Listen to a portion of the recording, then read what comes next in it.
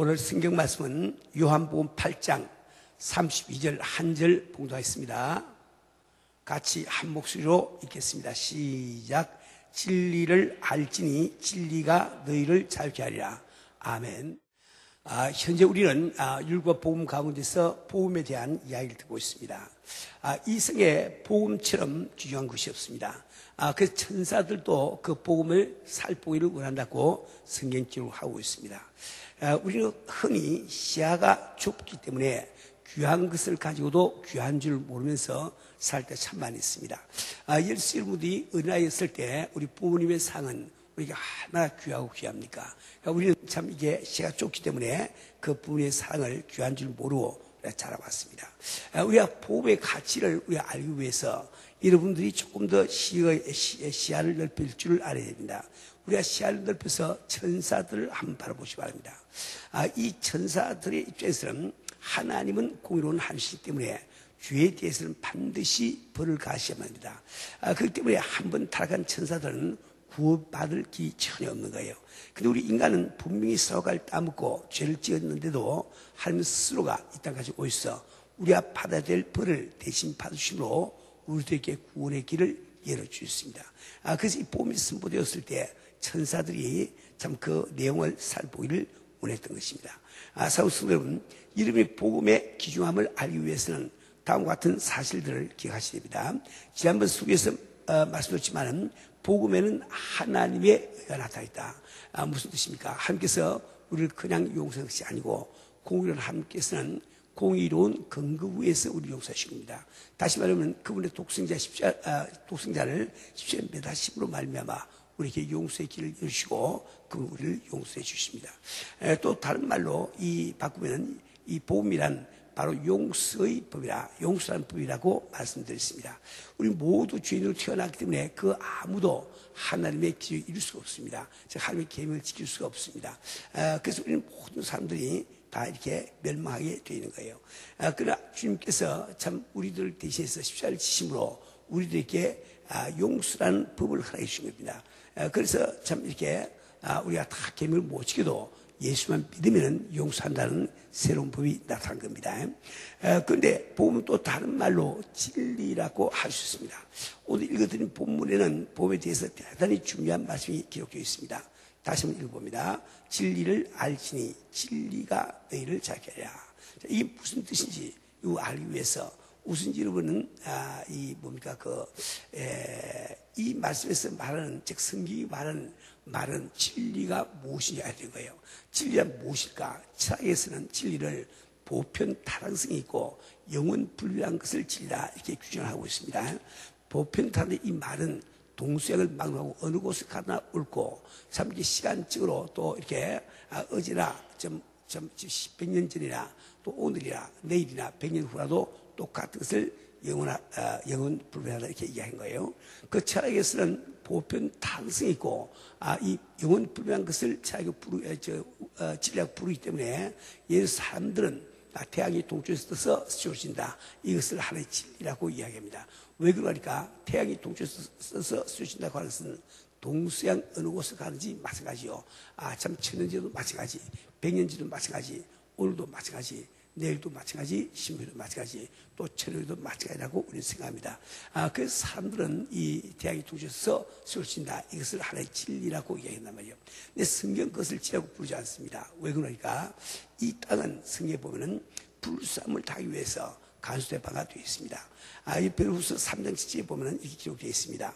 이제 하늘과 땅은 그 동일한 말씀으로 불사하기 위하여 간수하신 바 되어 경건치 아니한 사람들의 심판과 멸망의 날까지 보조되어 두실 것이라. 또 베드로후서 3장 10절에 보면 이렇게 기록되어 있습니다.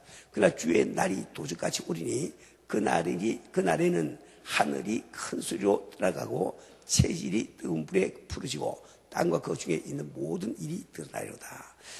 체질이 뜨거운 불에 부르진다 이 말은 이 모든 물질계를 형성하고 있는 원소들이 다 이렇게 녹아진다 이런 뜻과 똑같아요. 지금 우리가 살고 있는 이 우주는 영원히 존속한 것이 아닙니다. 미래의 어느 한 시점에 분명히 사라지게 되라고 성경 말씀하고 있습니다. 하늘과 땅이 불사함을 당하는 그날에는 동쪽에서 뜰 태양도 없고 서쪽에서 질 태양도 없는 겁니다. 그렇기 때문에 태양이 동쪽에서 떠서 서쪽으로 진다는 이 사실은 결코 진리가 될 수 없단 말이에요. 그럼 성경이 말씀하는 진리는 무엇인가? 무엇이 진리인가? 그럼 바로 하나님의 뜻이 우리 인간에게 공개된 그 내용이 바로 진리인 겁니다. 우리에게 공개된 하나님의 뜻은 어디를 가나 똑같이 통용이 되고 그 영은 불변하기 때문에 그것을 바로 진리라고 부릅니다. 그런데 신약시대에 우리에게 공개된 하나님의 뜻이 무엇일까요? 그것은 바로 우리 같은 주인이라도 예수만 믿으면 구원을 받는다. 이것이 바로 진리인 겁니다. 그 율법과 보면 첫 부분에서 말씀드린 것 같이 인간의 하신 하나님의 진단은 바로 멸망하여 되어 있다는 것이었습니다. 그리고 인간이 멸망하여 되어 있다는 사실은 이 세상에 태어난 어떤 사람도 거부할 수 없는 하나의 숙명이요 바로 현실과 같은 것입니다. 그런데 진리 즉 복음을 알면 그 누구라도 멸망하게 되어 있다는 숙명에서 자유함을 받게 되어 있다는 뜻입니다. 우리 예수께서 이 땅에 오셔서 복음에 대해서 대단히 중요한 말씀을 주셨습니다. 요한복음 3장 14절 말씀입니다. 모세가 광야에서 뱀을 든 같이 인자도 들게 하리니 모세가 광야에서 뱀을 든 같이 인자도 들게 하리니 모세가 광야에서 뱀을 든 이 사건은 민수기 21장에 기록되어 있습니다. 사람들이 이스라엘 백성들이 그 여정이 거의 끝나가는 무렵이었습니다. 그때 역시 그 사람들은 가는 길이 험하고 참 먹는 음식이 만나밖에 없으니까 불평불만했습니다. 자기들을 애굽에서 건져내신 한과 모세를 원망했단 말이에요. 그때 하나님께서 그 원망을 들으시고 참 진노하셔서 불뱀을 보냈습니다. 불뱀이라는 것은 사막에서 살고 있는 뱀인데 한 45cm 내지 한 50cm 된다고 그래요. 그 좀 짤막한 뱀인데 다등이 하얗게 불처럼 되어 있답니다. 그래서 불뱀이라고 부른답니다. 그 불뱀이 땅에서 뛰어올라서 사람들을 문다고 합니다. 그 불뱀이 사방에서 나와가지고 사람들 다 물어버렸어요. 사람들 이제 독에 올라가지고 다 죽게 됐습니다. 그 사람들은 모세에게 또 이야기를 합니다. 모세여, 당신이 함께 기도해서 우리를 좀 구원해 주세요.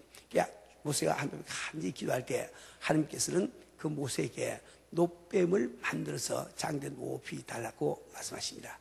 모세가 노뱀을 만들어서 장대 높이 달고 백성들에게 그 노뱀을 보라고 말했을 때 어떤 사람들은 믿고 나와서 그걸 보고 고침받고 어떤 사람은 그걸 본다고 어떻게 낫겠느냐 하고 안 나와서 그냥 죽었대요 말이에요. 근데 주님께서는 누가복음 24장 27절에서 엠마오로 가던 두 제자에게 이런 말씀하십니다. 이에 모세와 및 모든 선지자들의 글로 시작하여 모든 성경에 쓴 바 자기가 관한 것을 자세히 말씀하시라. 우리 주님께서는 이 구약성에 기록된 모든 것들이 자기를 위한 것, 자기를 증가한 것이라고 말씀하고 있습니다. 방금 말씀드린 이 사건도 우리 주님께서 십자가를 지고 또한 그 사실을 믿을 때 우리가 구원받게 되는 사실을 상징적으로 잘 말씀해주고 있습니다. 노뱀이 장대에 달렸다는 사실은 무슨 말일까요? 그것은 이스라엘 백성들을 죽게 만드는 원인이 바로 이 불뱀인데 그 불뱀이 장대에 달렸다 이 말은 저주를 받던 거예요. 우리를 갖다가 죽게 만드는 원인이 되는 이 불뱀이 저주를 받기 때문에 이제 이 불뱀이 나를 더 죽을 수가 없구나. 그걸 깨달을 때 그건 죽음에서 해방이 된 겁니다. 우리도 마찬가지예요. 우리는 참 주님께서 진 십자가의 뜻을 다시 한번 명확하게 깨닫게 됩니다. 주님께서 우리의 죄를 짊으시고 십자가를 지셨지만은 참 그분은 죄가 없기 때문에 부활하시고 우리 죄는 부활을 못했습니다. 죄의 사실 사망이니까 죄는 이게 매달려 있단 말이지. 그러니까 지금 현재 우리 십자가에 매달린 것은 주님 매달린 것이 아니고 우리 죄가 매달린 거예요. 이 사실을 잘 몰라서 천주교에서는 우리 예수님의 그 형상이 있는 그 십자가를 쓰지요. 우리 개신교에서 아무도 없는 걸 쓴다 봐요. 우리 죄가 달려 있으니까. 그래서 우리가 정말 그 십자가를 바라볼 때 우리를 지옥으로 끌고 가는 것이 우리 죄인데 그 죄가 십자가에 이미 달려서 저주받기 때문에 이제 더 이상 나를 지옥으로 데려가지 못하구나. 그것을 우리가 깨달을 때 우리가 그 숙명에서 구원받는 겁니다. 그런데 예수의 십자가 사건 후에는 예수를 믿지 않는 것이 죄가 되는 것입니다. 요한복음 16장 9절에 보면 죄에 대라 함은 저들이 나를 믿지 아니하며 이제는 죄 도둑질 하는 것, 거짓말하는 것 이거 죄가 아니고 예수를 안 믿는 것이 그것이 죄다 말이에요. 왜 그렇습니까? 예를 들어서 여기 지금 어떤 강가에 어떤 동네가 있습니다. 그 동네는 지금 양식이 다 떨어져서 사람들이 굶어 죽어가고 있습니다. 근데 이 사실을 안 어떤 부자가 와서 이야기를 했어요. 이제 내가 내일 저쪽편에 창고에 양식을 많이 갖다 둘 테니 누구든지 와서 그저 가져가서 먹고 살아라 이야기했습니다. 근데 어떤 사람은 강을 건너가서 양식을 가져와서 먹고 살았고, 어떤 사람은 누가 요즘 세계 공짜로 양식을 주겠느냐 하고 안 갔다고요. 안 간 그 사람은 이제 죽었단 말이야. 그 부자가 그 말 하기 전에 죽은 사람들은 양식이 없어 죽었지만은, 그 후에 죽은 사람들은 그래도 물론 양식이 없어 죽었지만은 그 부자의 말을 안 믿었기 때문에 죽었단 말이에요. 우리가 참 주께서 십자가를 전에 죽은 사람들은 죄 때문에 죽었습니다. 구약시대 사람 왜 죄 죽었어요? 그러나 신약시대 사는 우리는 그 예수를 안 믿기 때문에 죽는 거예요. 그래서 이 성경 말씀은 너희가 나를 믿지 않는 것이 바로 죄라고 이야기를 하고 있습니다. 우리 사는 성도들은 그렇기 때문에 복음을 새로운 법이라고 할 수 있어요. 주님의 십자가 사건 이전에도 법이 있는데 그것을 구법이라고 한다면 주님의 십자가 후에 이제 이 공포된 법을 바로 새로운 법이라고 할 수 있습니다. 구법은 우리에게 원합니다. 너희들은 죄인이기 때문에 죽을 수밖에 없다. 그러니까 새로운 법은 말합니다. 우리 같은 죄인도 예수만 믿으면 영생할 수 있다. 그런데 법이란 언제 누구에게나 다 통일되는 거예요. 그러나 아무리 좋은 법이 나와도 그 법을 알지 못한 사람은 그 혜택을 받지 못한단 말이에요. 예를 들어서 70년대 초에 이런 사건이 신문에 났습니다.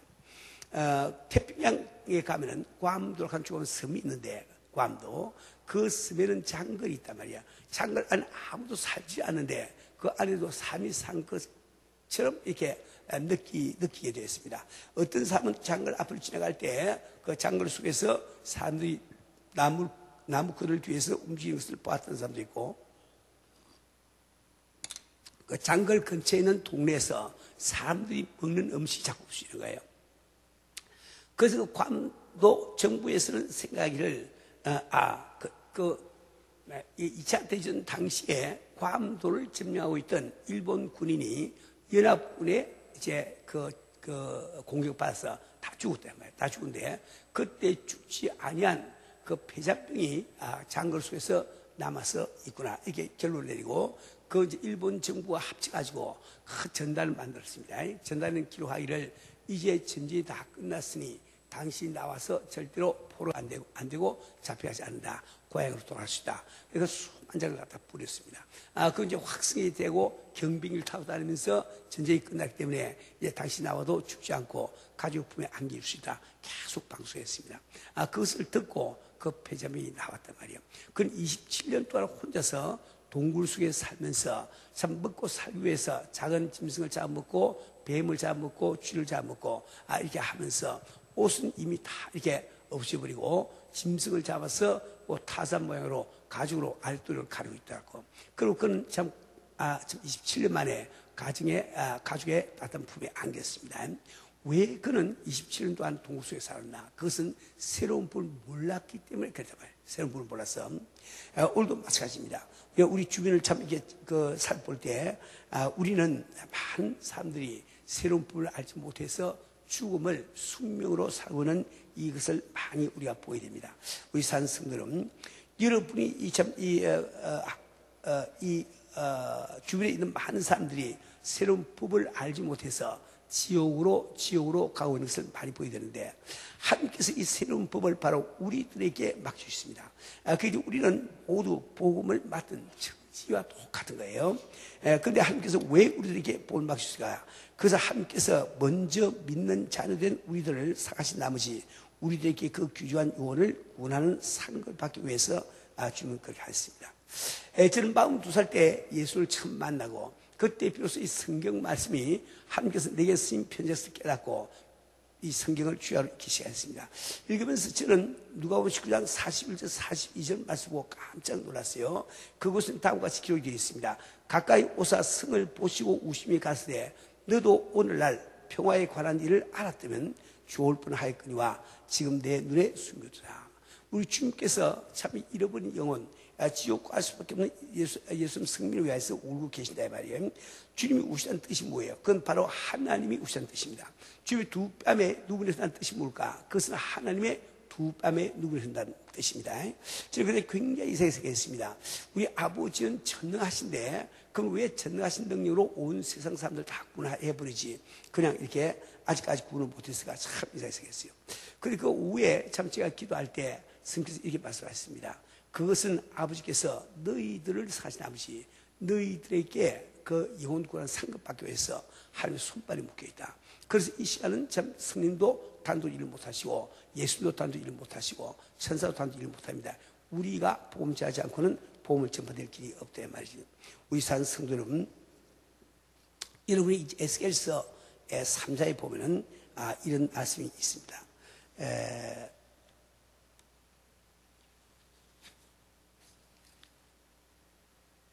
에스겔서 3장 17절 18절 말씀입니다. 내가 너를 이스라엘 족속의 파수꾼으로 세웠으니 너는 내 입의 말을 듣고 나를 대신하여 그들을 깨우치라.